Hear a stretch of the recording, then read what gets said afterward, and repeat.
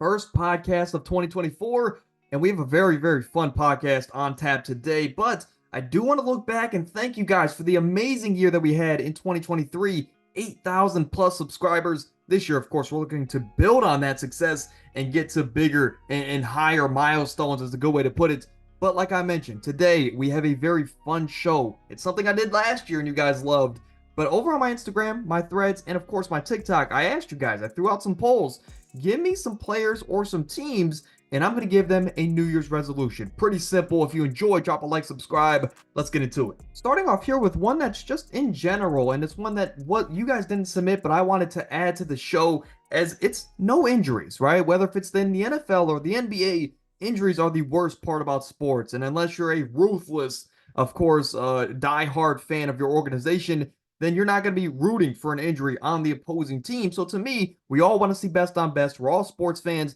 No injuries. If I had the magic touch, this would be something I would definitely ask for going into 2024, and of course, years and years ahead of that. But no injuries, just in general for both sports, would be amazing, right? Because we get to see the best on best. Then moving over into your guys' first submission, and we got a bunch of different answers from you guys over on, of course, all three platforms. But what I narrowed this first one down to was, is this the end of an era in New England? Of course, we're talking about Tom Brady and Bill Belichick and all the greatness and all the magical runs they had and just the pure dominance they had year after year. But this really comes down to, the story of the historic duo, Tom Brady, Bill Belichick, maybe the best to do it at each of their own respective positions. I mean, it's going to forever go down, in history for how they impacted this franchise and, of course, their own individual careers. It's just not often you see a duo go to 8 Super Bowls together and win 6 of them. But Tom Brady, of course, whether if he's the peanut butter or the jelly in this duo, he departed in 2020. And of course, the sandwich wasn't the same. Tom Brady went on to do some great things elsewhere and, of course, wrapped up in getting another Super Bowl because that's just what Tom Brady does, right? If he's bored, he goes and gets another Super Bowl. But now for New England, it might be Bill Belichick's turn, as there's no disputing, I'm going to get this out there. There's no disputing the greatness of Bill Belichick. To me, again, maybe the greatest head coach of all time. But I'm one to believe, that when the time is right, I think, for how much Bill Belichick has done for this franchise, when the time is right, he needs to be the one to be like, okay, I'm going to step away from the game or the franchise, whether if that means I go elsewhere or whether that means I hang it up and I retire, for the front office to go and find another head coach. I don't believe that, when you're here for this long and you've had this much success, that a front office should look to replace you. However, that's just not how it works. And Robert Kraft, of course, has been hinting that he may look another direction this offseason, even though that, of course, the extension happened this offseason between Bill Belichick and the franchise. We don't know what's going to happen with Bill Belichick, right? But I do want to point out that since Tom Brady left, again, whether if he's the jelly or the peanut butter, they have had a 29-38 record without Tom Brady. And Bill Belichick has had this team. They made the playoffs the first year after Tom Brady. Let's not forget. They did lose in the first round. However, Bill Belichick to get a rookie quarterback to the playoffs with that roster, of course, that just adds on to the excellence of Bill Belichick. But what about everything Bill did beforehand? For all those great years and all those great Super Bowl teams, it wasn't all Tom Brady. Tom Brady played a huge part, no doubt about it. But if Bill Belichick didn't have this guy ready, well, first off, if he didn't believe in him and draft Tom Brady, we would never even know who he is. He would be an accountant at this point in time. We talk about the end of an era in New England. When we talk about moving on, maybe getting rid of Bill Belichick, to me, it should not be the front office to make that decision. And to me, the New Year's resolution of this New England franchise should be to let Bill Belichick, give him his respect and give him his flowers. Let him make that decision when the time is right for him. But then we talk about the Chicago Bears. Their New Year's resolution, to me, don't rush the quarterback change, as given the results this past weekend, the Chicago Bears, of course, via the Carolina Panthers trade with Bryce Young and all that from last year, the Chicago Bears are going to have the number 1 pick in the 2024 draft, as well as another top 10 selection if they don't keep winning football games here, as of course they now have a chance at the postseason. But as you heard, I'm sure, right, at some point in time, you've heard about this Caleb Williams kid, the quarterback out of USC. It seems to be the can't miss quarterback prospect this year, of course, out of USC. And they didn't win a lot of games, at least not, the big time games. but the talent is there, and everybody thinks he could be the next Patrick Mahomes, as crazy as that might sound. So many might wonder, what will this Bears team do, saying that they already have a young, promising quarterback in Justin Fields? Because on one hand, you can keep Justin Fields like the fans want. Of course, we've seen the viral clip. If you haven't, after this past weekend, the fans were chanting, "We want Fields." And of course, the referencing in this offseason and going forward, they want Justin Fields to be their quarterback. Because if you keep Justin Fields, let's say you keep the number one pick as well. Let's say you don't trade down. You're going to have the number one pick to grab a Marvin Harrison Jr. Then you're going to have another top 10 pick to grab an offensive tackle or a defensive option, right? Two great top 10 prospects that can help surround Justin Fields and give him a better supporting cast going into next season. And of course, for this franchise going forward. But on the other hand, you can also say, hey, Justin Fields has been good. He's been great. Let's trade him for a mid to late first round pick, use his number one pick on Caleb Williams, and of course, draft two other first round guys. There's a couple different options you can go, right? But if you ask me, I'm with the fans here. I think you can stick with Justin Fields. You can trade down from that number one pick to, let's say, 2 or 3, draft Marvin Harrison, and of course you can draft maybe a Joe Alt or another promising offensive line prospect. And going into next year, you're gonna have 2 top 10 prospects on this offense next to DJ Moore, next to Justin Fields. Of course, give him a better supporting cast than he's ever had. And if next year, if Justin Fields comes out and he disappoints, well, then hey, we don't have our quarterback. Let's go grab Quinn Ewers, right? But to me, the Bears have a lot of big decisions coming up. But again, in my opinion, I think don't rush the quarterback change. Listen to what the fans want. I think, regardless, they're going to fill the seats, whether if it's Fields with the top 10 picks or if it's Caleb Williams and whoever else they draft, they're going to fill the seats. Stick with Fields and, of course, surround him. Give him the best supporting cast possible. So next year, there is no excuses for Mr. Fields. For the Carolina Panthers, another quarterback one, and you guys were spamming Bryce Young. What do you think about this? But to me, help Bryce Young out. That should be the New Year's resolution for the Carolina Panthers, as he's the former number one overall pick, and he's looked behind the 8 ball. It is a nice way to say it from this past year, especially when you look at a fellow rookie like CJ Stroud, who's lighting it up, playing as like the best rookie, let alone quarterback, a rookie quarterback that we've seen in years. So again, CJ Stroud is miles ahead of his timeline. But with the right moves this offseason in Carolina, to me, if you get a fresh head coach, maybe it's a Ben Johnson, right? Maybe it's a Eric Bieniemy, whoever it is. And, if you can get a fresh coach and, significantly overhaul the supporting cast with the cap room you have, I still believe I still believe Bryce Young can be the guy going forward. And here's the thing for you. I think he has the poise to make some noise. Of course, I said Bryce Young has the 4 Ps to be a franchise quarterback this offseason. I think he still has that. Again, rookie quarterbacks, I usually give them until the Thanksgiving of their second season before I fully judge where they can be throughout the remainder of their career. But to me, maybe, this means overpaying certain talent. Maybe, nobody's going to want to go to Carolina after a 2-win season. Maybe you have to go out there and overpay, for some of these defensive players or offensive talent.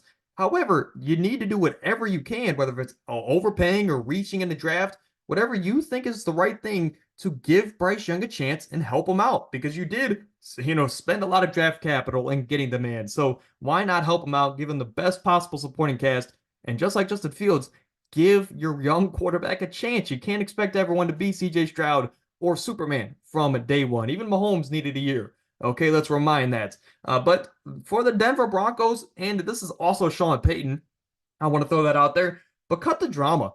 Sean Payton, to me, he might be a proven winner, but this first year in Denver has been a train wreck. It's been a roller coaster, to say the least.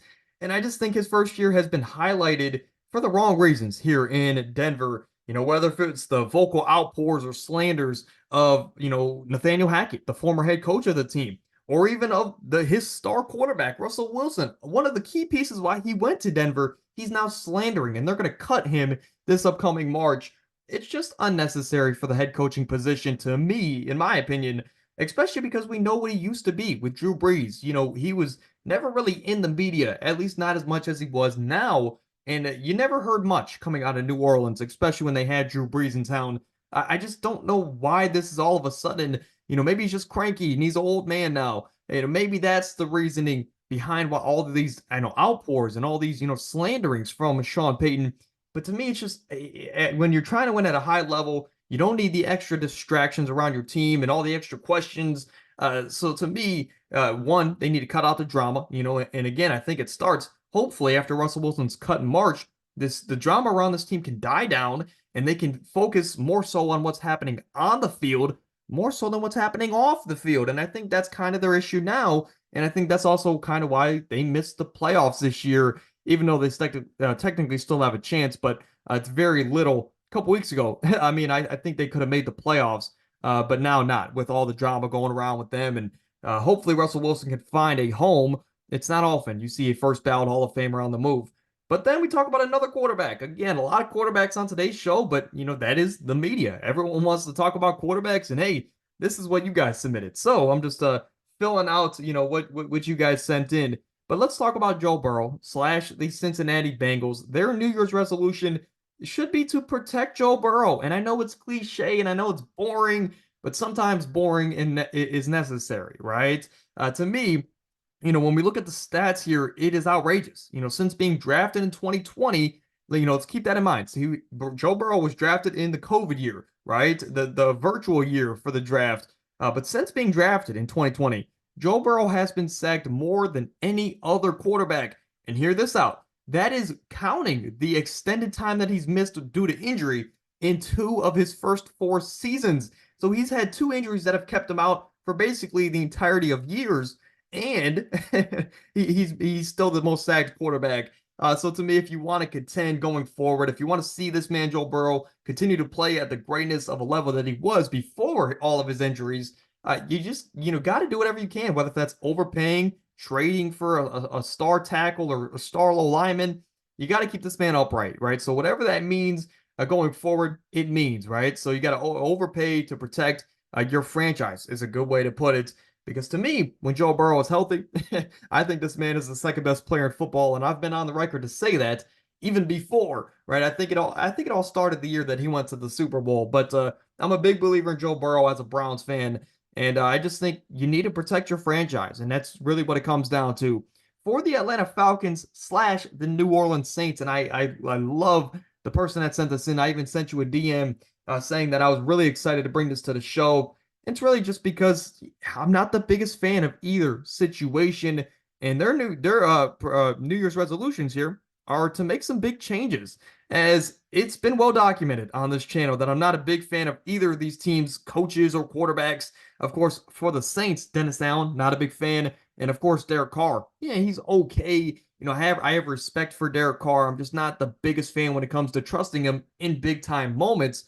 And then on the flip side, excuse me, for the Atlanta Falcons, when you have Arthur Smith and Desmond Ridder or even Taylor Heineke, I'm not a big fan, right? But I mean, hey, like the cliche saying goes, new year, new me, right? Or new year, new team, hopefully for these guys, right? Because these franchises, I think coming into this year need to really reevaluate their situations and, what's going on at their 2 most important positions. Because for a winning franchise, what you need most is a quarterback and a head coach. And these 2 teams, to me, don't have what's necessary to win at the highest level.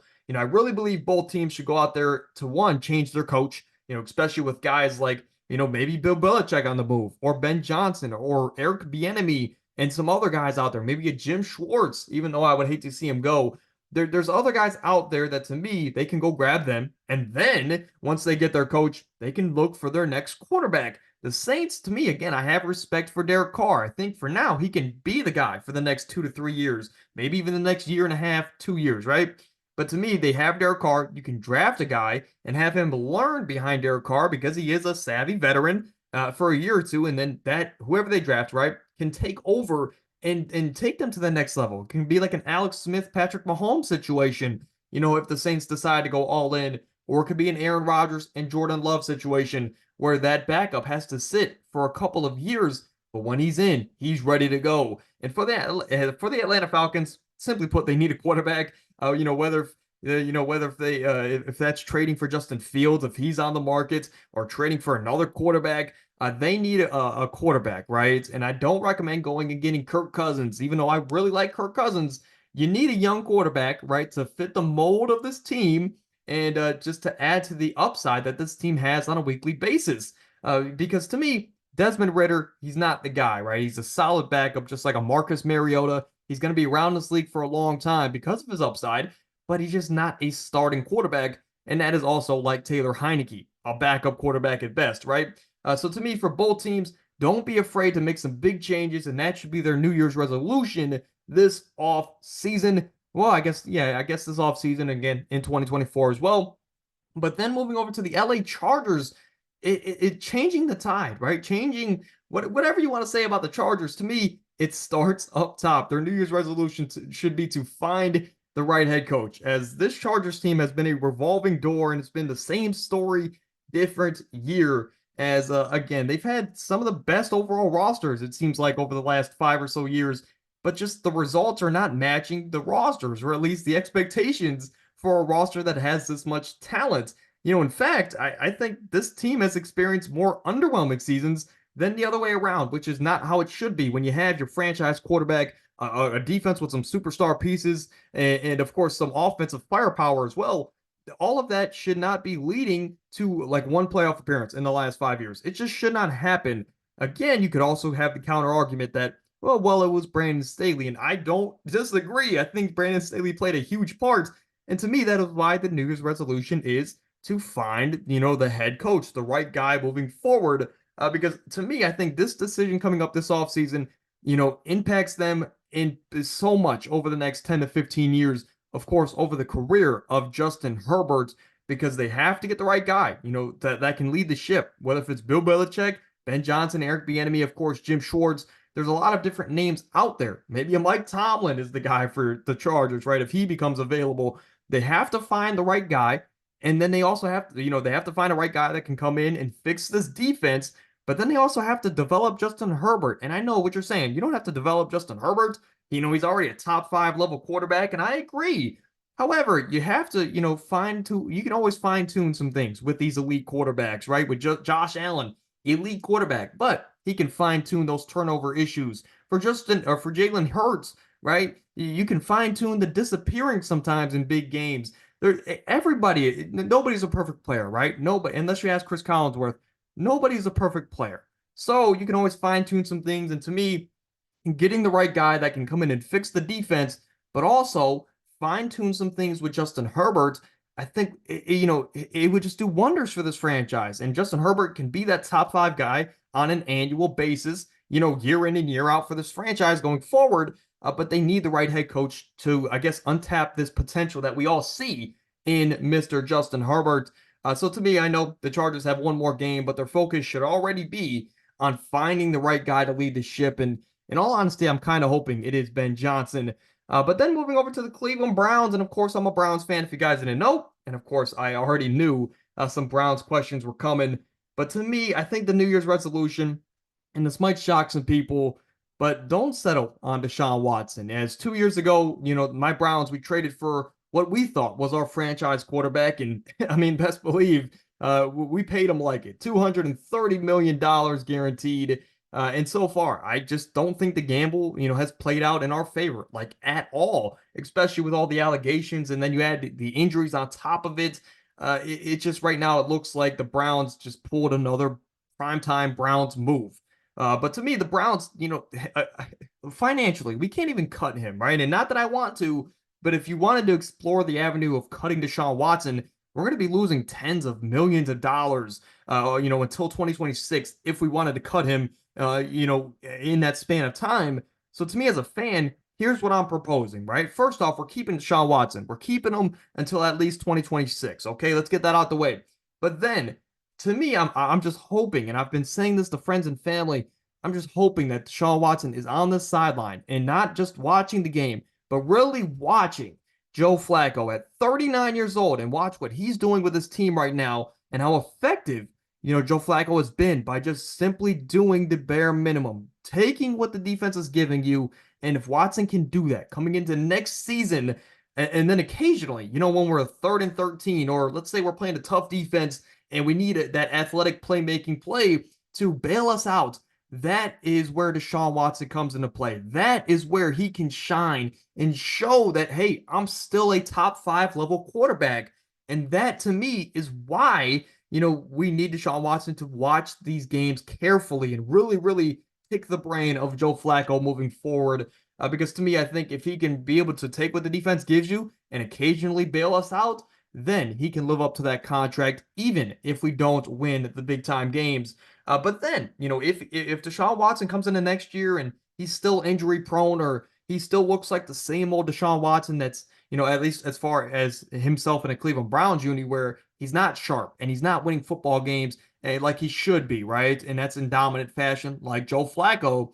And if he's just not playing up to the level that we think he could, if he continues to struggle, this defense is too good to waste. So I want to, go back to the fact, why not keep Joe Flacco? If Joe Flacco wants to come back for another year, or if, let's say, Jacoby Brissett comes back from Washington, let's not let this defense go to waste. Let's bring in a guy that, could put fear in Deshaun Watson's heart for his starting position, right? Let's get a Joe Flacco to start, right? Let's get a Jacoby Brissett, someone that we trust, that can come in and do the bare minimum for this team and win football games, because that's, at the end of the day, that is the goal. Win football games. And we don't need Deshaun Watson to overthink it sometimes, and I think that's what he does, even though he's that talented.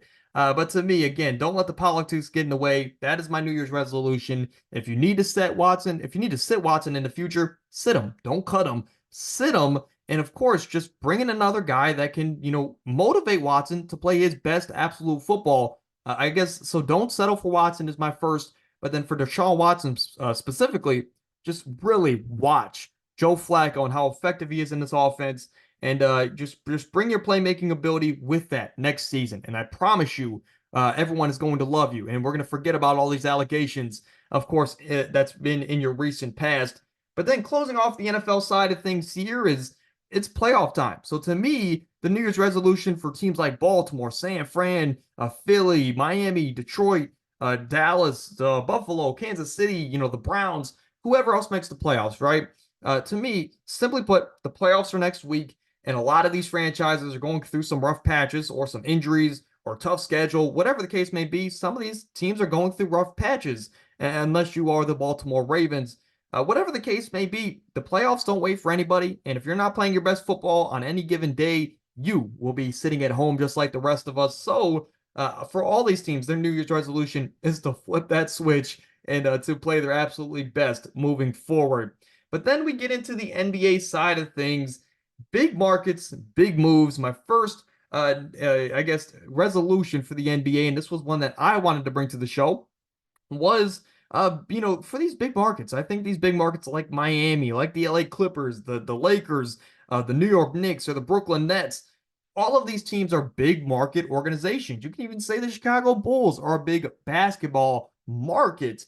And to me, selfishly, as a content creator, I wanted to bring this to the show because, when these teams are in the news and when they're making big trades, it does generate a lot of things to talk about, just like OG Anunoby and, the Knicks. A lot of people had no clue, the casual fan, who OG Anunoby was, and now they know because he's in New York. Of course, we knew OG, and we've been praising him for years.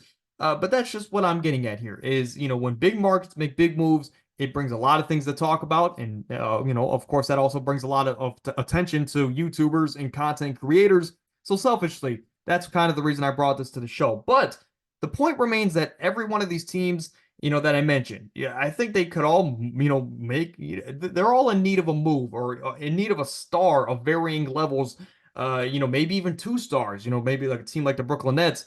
But I think all of these teams should be in the hunt for guys like Zach LaVine, Zion Williamson, Donovan Mitchell, DeJounte Murray, and others like Lauri Markkanen. I think just getting guys like this, these borderline all-stars on a yearly basis, if you take them and go to your franchise, I think that could take their team to the next level. Of course, the Lakers, if they get DeJounte Murray, excuse me, I think that, you got to take them more seriously now that they have more two-way ability and a guy that we know can take pressure off LeBron James. Or let's say a team like the Knicks, even though they just got OG, let's say they pull off a blockbuster trade for Donovan Mitchell. You're telling me you don't see the Knicks as a title contender if they have Jalen Brunson, Donovan Mitchell, OG Anunoby. Let's say they have to move Randall. If they have that big three, you're telling me you don't take them more seriously than you do now? To me, I just think I just want to see some big markets again. Make some big moves for some of these guys that are on the trade block this year. Because even a team like the Clippers, let's say they throw 2 first-round picks or some pieces like Terrence Mann or whoever the case may be on the low for a Zach LaVine because there's no market for Zach LaVine. You're telling me that extra scoring bunch off the bench wouldn't be nice for any of the teams I've mentioned? I want to see some big market teams make some big moves because of course that is always more fun and of course yeah, just overall more fun to talk about. But then we move over to some teams and that need to just blow it up, right? And specifically, I want to talk about 2 teams here. I could throw in the Hawks, but I'll leave the Hawks on the side. But a team like the Utah Jazz, right? A team that was a Cinderella story team from last season, they just haven't rekindled that same magic. And I think right now they're hovering around that 12, 13 seed in the Western Conference. Not as bad as the Spurs or the Pistons or the Hornets, but they're still pretty bad, right? They're very underwhelming. And at point blank, they just don't have the talent to keep up with some of these other star-filled teams. And now you have a guy like Laurie Markkinen, of course. First-time All-Star last year. 7-foot sniper from three, one of the best shooting bigs. Again, we've seen of all time. Just with how the NBA is nowadays. To me, he's on the move, right? So wherever he gets traded, if that's the Thunder or another organization, you can move a guy like Laurie Markkinen and get some much needed assets going forward. You can move a guy like Jordan Clarkson, maybe get a pair of second-round picks. I think they have a lot of veteran pieces that could be used elsewhere, and they can get a lot of pieces to help jumpstart this rebuild in Utah. Because, of course, a team that is in a small market like Utah, you have to build organically and naturally because free agents aren't going to up and go to Utah, right? What is there in Utah? But then for a team like Chicago, of course, this is the most obvious one as you have aging stars like DeMar DeRozan, Zach LaVine, Nikola Vucevic, and I know they've played really, really good basketball, or at least better basketball, with Zach LaVine actually out of the lineup. However, you still have a lot of aging stars, and a lot of these guys could be used or wanted around the association. So I just think the Bulls are in a position just like the Jazz where they're better suited, whether you're not as bad to be a contending team, or you're not as good to be a contending team, right? You're not in that contention tier, but you're not as bad as the bottom feeders. So you're kind of just in purgatory. You're kind of just in the middle of no man's land. So commit to one direction or the other. And I think the easiest route to go for both these teams is to commit to tanking, right? So sell your guys, get some much needed draft capital, and jumpstart your rebuilds for 2024. That is my New Year's resolution for those franchises.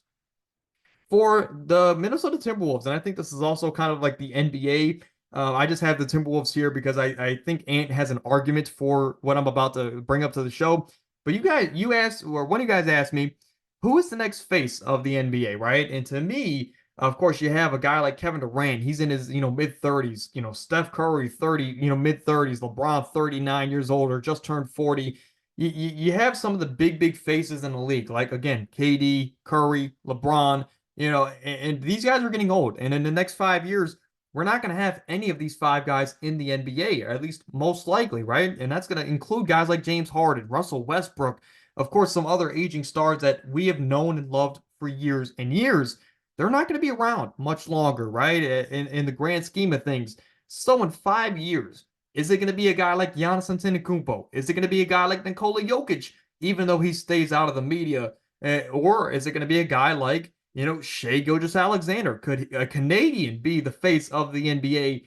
And that would be interesting. I think a foreigner to be the face of the NBA, something that's never been done, and I think something that I think would be very interesting. Or, of course, like I have on the screen, could it be a guy like Anthony Edwards? A guy that's, of course, is coming into his own, and many compare him to a young Michael Jordan. But, you have a lot of young, promising stars around the association. A guy, again, Luka Doncic, is he going to be the face of the NBA? I think the NBA is in a really, really good spot and a very interesting spot they've never seen before, where a foreign star might be the face of the NBA. But again, if it comes down to if you strictly just want to look at American because it's an American-based sport, you could go with an Anthony Edwards.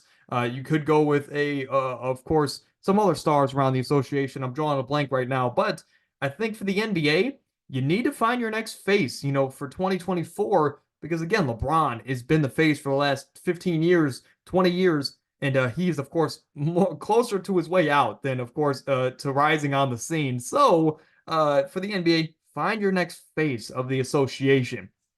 For the Cleveland Cavaliers, this was on my Christmas list video as well. So if you missed that, go check it out from either last week or the week before. I believe it was 2 weeks ago. A very good episode, and it did numbers. You guys liked it. So go check it out if you missed it. But I had the same thing for the Cleveland Cavaliers, and we'll run through this one quickly. Keep Donovan Mitchell happy. To me, you, of course, Cleveland Cavs fan, and you guys dropped a lot of comments about the team.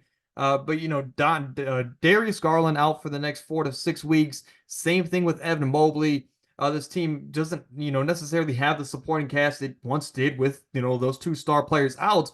And not to mention, this team is underwhelmed this year. Of course, we came to this year with top three in the Eastern Conference expectations, given that we had a great year last year, a rough playoff stretch. But to me, I just think the ultimate goal is to keep Donovan Mitchell happy. We have him on contract for another year and a half.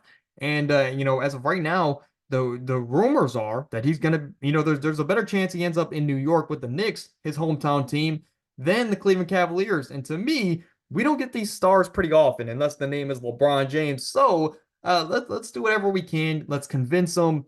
Of course, do whatever you got to do to convince Donovan Mitchell that, hey, Cleveland is the place to be. You just got to wait for us to get healthy, and we can make that deep playoff run now that our young guys have seen that second game. Of course, I'm talking about the playoffs. But again, that one's relatively quick. But the last one here I want to talk about is, again, one of those guys I mentioned earlier that they're in contention for maybe face of the league in Stephen Curry. Of course, Wardell Stephen Curry. And again, I think the Warriors' New Year's resolution has to be to help this man. Help Wardell Stephen Curry, as it's no secret that this team is not what they once were. Excuse me, as they still do have a borderline top 10 player of all time on their team in Stephen Curry, a current like top 5, 6-ish player in the league. But this Warriors team is 15-17, 11th in the West. This is a core that once upon a time only lost 9 games in a season, and we're not even halfway through, and they've lost double that to start the year. So, I will say that we've had some promising things in Draymond's absence, as again, if you missed it, he's been putting people in chokeholds and swinging on people all year. So he is out indefinitely for the Golden State Warriors. But in his absence, I will say we've seen some promising things from the rest of this Warriors roster. Of course, Steph has been Steph, but Klay Thompson, he's, had a bit of a resurgence as he's on and off, but I think overall he's averaging 20 plus points per game in the time that Draymond has been out. So maybe Klay's back, right? But then we've also seen Jonathan Kuminga. He's playing his best career ball as a rookie. We've seen Brandon P. Of course, I think that's Podziemski. He is playing his best ball for the Golden State Warriors. He's actually starting as a young rookie, and he's playing valuable minutes. Same thing as Trace Jackson Davis. 2 rookies there for the Warriors playing good and viable minutes for this team, and it's actually keeping them in the mix. But again, for right now, I think, quite frankly, right now is what matters most, because you have Steph Curry on your team and you have to capitalize when you have a top 10 player of all time on your team. I get you want to try and go for this. Okay, we're going to, try and contend now, but build for the future at the same time. I just don't think they have the talent, in their younger part of the roster to do that right now. So to me, I think you can even make the argument that Klay Thompson's, he's not a championship level player anymore. I just think you need to commit to helping Stephen Curry go out there, make the necessary trades, make the necessary moves, and trying to win another championship or two, because, again, it's not often you have a top 10 player of all time on your team, and he only has 2 or 3 years left of this level of dominance, and he's still going to be okay to taper off his career, but it's not even like you have a guy that's, on the uprise. You don't have the Robin right now. And I think if you did, I'd say, okay, kind of like the Lakers, where LeBron is still Batman, but you have the Robin and Anthony Davis coming up, right? You don't have that in Golden State, at least not anymore. So to me, do whatever you can, help Wardell, Stephen Curry, and go out there. I can't believe as a Cavs fan I'm saying this, but go out there and win another championship. And that is my New Year's resolution for the Golden State Warriors. help Wardell, Stephen Curry. But ultimately, I want to talk to you guys here before we get out of here. And that's going to do it here for today's show. Of course, episode 127 in the books. And I know if you guys paid attention before the end of the new year, I promise you guys that this year was going to look a little bit different. So stay tuned Thursday. Thursday is going to be, of course, different. And of course, this week we are back to 2 podcasts a week with fantasy football season wrapping up. But, stay tuned to Thursday. Thursday, we have something very different coming to the show. It's something that I'm very excited to add. And I wanted to add it today, but I don't have the most experience with that platform. Regardless, Thursday, tune in. That's going to look something different. But I mean, hey, we ran through some New Year's resolutions for all of these sports teams. I think we had like 20 of them I ran through. I wanted to drop you guys some of my New Year's resolutions for this channel. As if you follow me on any of my socials, I dropped a big note for you guys, and I was thanking you guys for this past year or so of, the support on this channel. And again, I really want to thank you guys for that support. But if you guys missed that, I do have some additional New Year's resolutions that I want to drop for you guys as goal number one. And goal number one, if I'm being realistic, which I see myself as a realistic optimist, if I'm being realistic, right? I'm going to say 25,000 subscribers. That is the goal for 2024. But if I'm delusional, if I'm out of my mind shooting for the stars, 50,000 subscribers. I mean, I'm being honest with you guys, that would be the ultimate goal in 2024. But again, we're going to need a lot of help to get there, as we're only about a fraction of the way there, is a good way to put it. But those are that's goal number one, right? To hit either 25 or 50,000 subscribers. And number two is, of course, to get partnered. To me, not a lot of guys know this when it comes to just this podcasting field, but the ultimate goal, if you're a podcaster, is to be partnered, right? To have a House of Highlights or CBS Sports or Bleacher Report, a company like that reach out to you and sponsor you, right? And then you can work under them, in their company, and of course get paid that way to still bring this podcast to you guys. So to me, goal number one, hit that subscriber mark. Goal number two, get partnered, and of course take my career in this channel to that next level. And then goal number three is to give you guys the absolute best content in the world. So continue tuning in, continue to drop a like, subscribe to the channel. I appreciate all the support that you guys have given me since I've started this thing, but we're not going to stop. You have not seen the best of this channel. If anything, this is the worst podcast I've ever done, and the best is only ahead of us. So I'll see you guys Thursday, because we're gonna talk about some coaches that are on the hot seat in the NFL. Of course, we're also going to throw in some Week 18 NFL predictions, some win and get in, and a bunch of playoff scenarios for you guys. Amir will be back for that one. And again, that podcast is going to look a lot different. But until then, stay happy, stay healthy, and welcome to 2024.